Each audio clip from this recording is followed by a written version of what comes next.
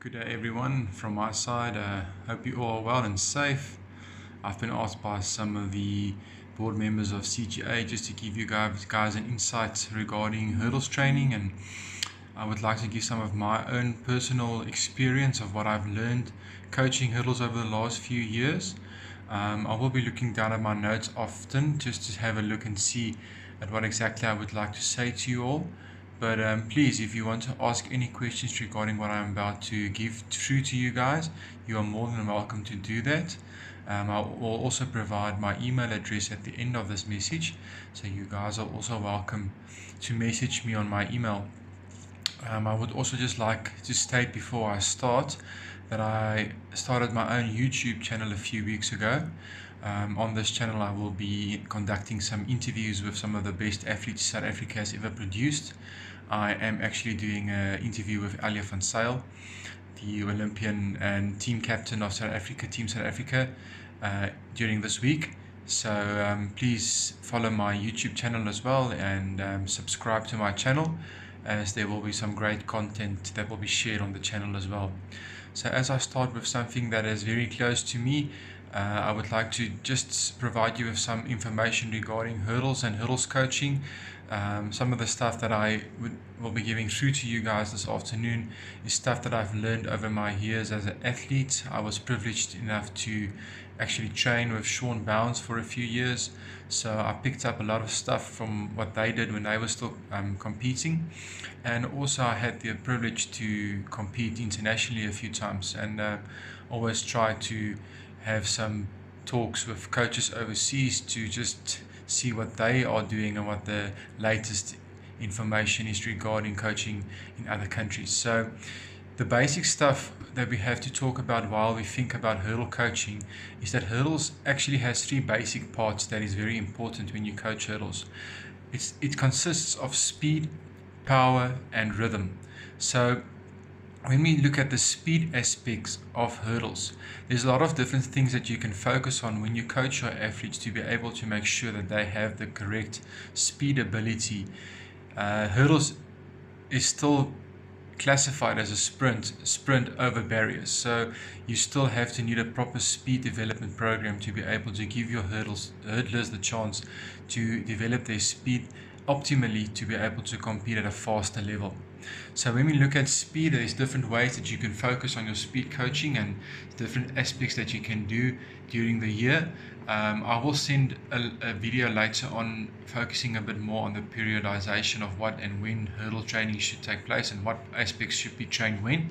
Today I would just like to have a quick round out about all the basic principles needed to develop something that will make a hurdler better. So firstly, from the speed side, I said that you have to focus on pure speed training. So pure speed training is something where you focus on quality speed training at 100%, 95 to 100% effort with quality rest in between your reps. Nothing more from 10 to 60 meters. That is a program that you can design by yourself, so you can decide if you want to do 10, 20 meters, 20, 30, 40, 50, 60 meter sprints, depending on the amount of time that you have and the quality of work that you do. The second part of speed training is what we call speed endurance, and this is a very important part for your athletes to work on and develop it, because all your athletes need a proper speed endurance to be able to finish the race strong. So this is distance from 80 to 150 meters, also done at a very high intensity, and 90 to 95% with quality rest in between each rep. Please make sure that your athletes are warmed up properly before you start a speed endurance session, and posture and technique is also very important while you train these certain types of speed development. Then you have to focus on some speed development over the hurdles. So your athletes need to develop their speed development over hurdles. So it's important that you guys focus on doing stuff where you actually bring the hurdles into training. A lot of my kids, when I coach them, I usually put the hurdles closer to each other to make the movement of the feet faster in between the hurdles. This actually pushes the hurdler to work harder in between the hurdles to make the feet faster. So you can pack out 6 or 8 hurdles instead of 10 meters between your hurdles. You can do like 8 or 8.5 meters, and you force them to move their feet faster. Then you can also do exercises where you do the basic layout of a hurdle race. So if you have an athlete who competes in the 100 meters or 110 meter hurdles, you can pack the hurdles on the race intervals and then push them to do the first 3 hurdles as fast as they can. So you work on the contact of the foot just after the hurdle, from hurdle 1 to hurdle 3, and you get a time from the first contact to the last contact, and then you work with your athlete to actually improve that time and see if they can come over the hurdle faster and touch down the ground faster at the end of each hurdle, and this will also to help them to improve their speed over the hurdle. Then you can also do a speed endurance session with your hurdlers, where you can pack a full set of hurdles and add 2 hurdles at the end of the 10th hurdle. So you force them to do 12 hurdles. And this is also a very high intensity workout. So I would suggest, if you do something like this, not to do too many reps, and always give your athletes enough time to rest in between the different reps that you do.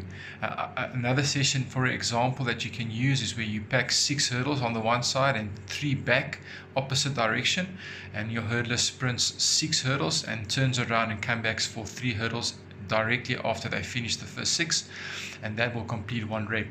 This is a high intensity workout as well, but it has a good effect on the speed endurance of your hurdlers over the hurdles. So this is a nice exercise that you guys can do.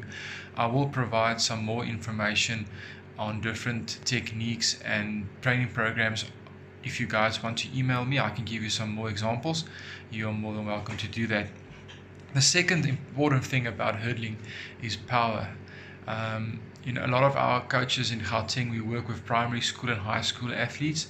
For primary school athletes, the basics are very important. So don't focus on too many things where you have to incorporate weights. You can just focus on stuff where they can use their body weight to train their power. So stuff like squat jumps and lunge jumps, running a slight hill or incline. Maybe just let them run with some resistance. Don't give them a sled, but you can use like a elastic band just to give them some resistance. This is a great way to develop your junior athletes and their power. If you want to develop your more senior athletes, high school athletes and up, then you can start lightly incorporating some gym work, where you let your athletes go into a training program where they actually use some resistance training in a gym. Very important to let your athletes learn the different movements. Don't just put them in a gym and let them squat and do different stuff, step up drives onto benches, if they don't understand the technique. So take it slowly, start out with light weights, let them learn the technique, and as they get stronger, you can start adding more weight to the different exercises that they do.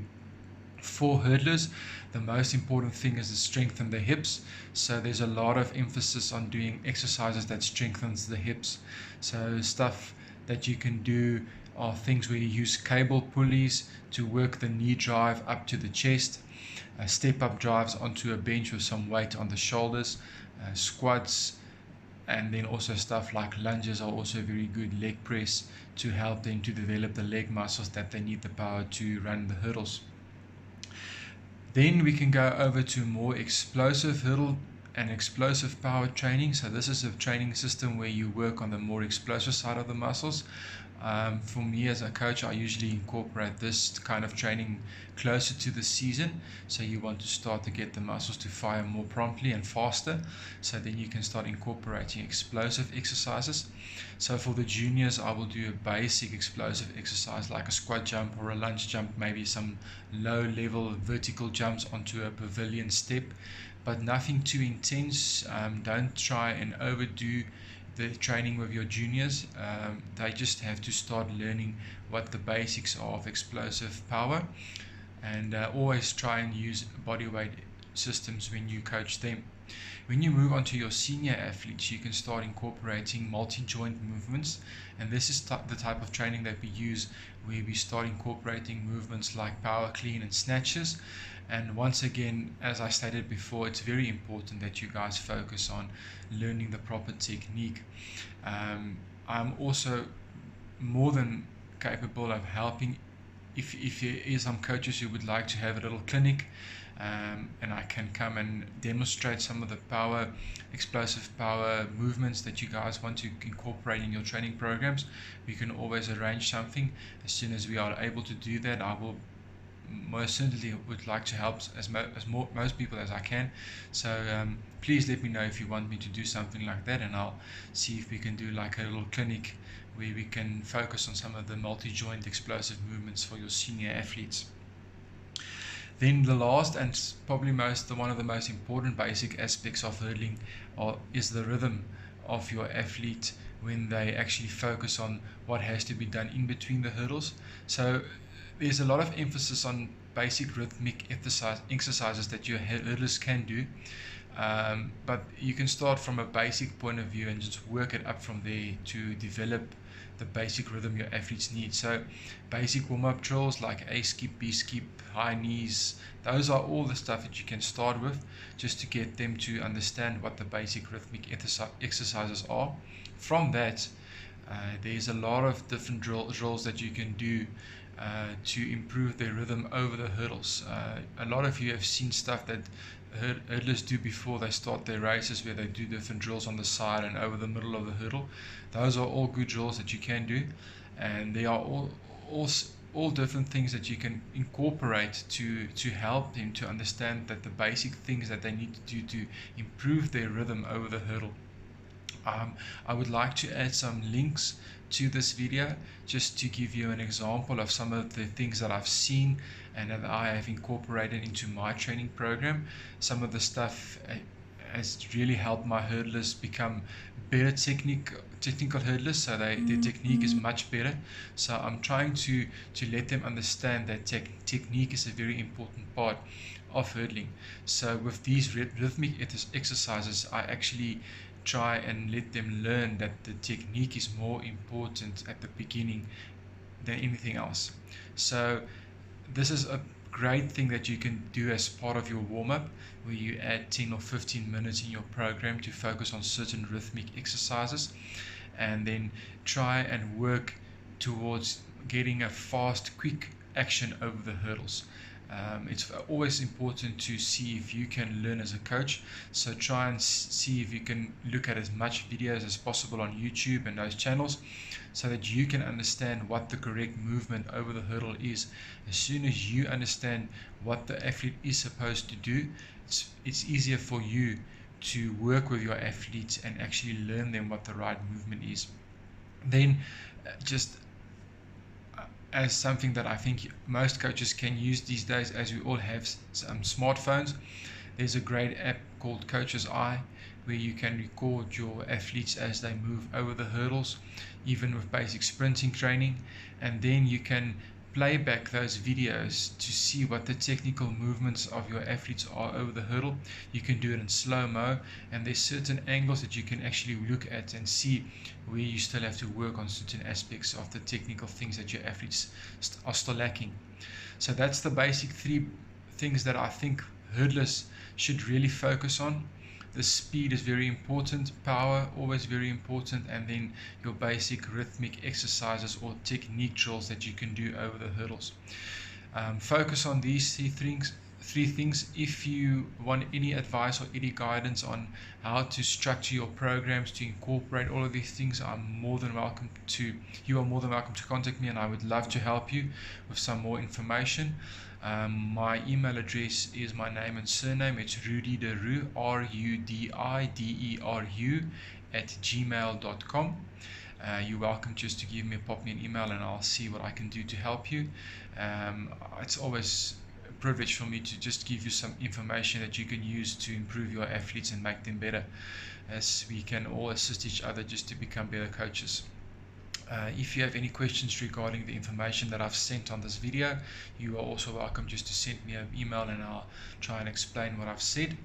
And yes, I will also add my link for my YouTube channel afterwards, and please subscribe to my channel, and hopefully you can find the information from the interviews that I will be conducting from this week important, and maybe you can learn something from that as well, which will help you as a coach. Thank you for your time, and I really hope that we can help each other to become better coaches. In my next video, I will talk a bit more about periodization and how we can actually incorporate these different structures into a proper training program. All the best, please stay safe, and thank you for supporting each other. Goodbye.